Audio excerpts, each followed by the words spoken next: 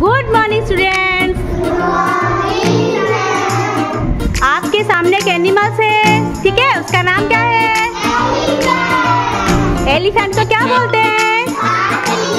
Very good. Okay, तो फिर आज हम लोग हाथी के ऊपर एक हिंदी राइम सीखेंगे। Okay, are you all ready? Let's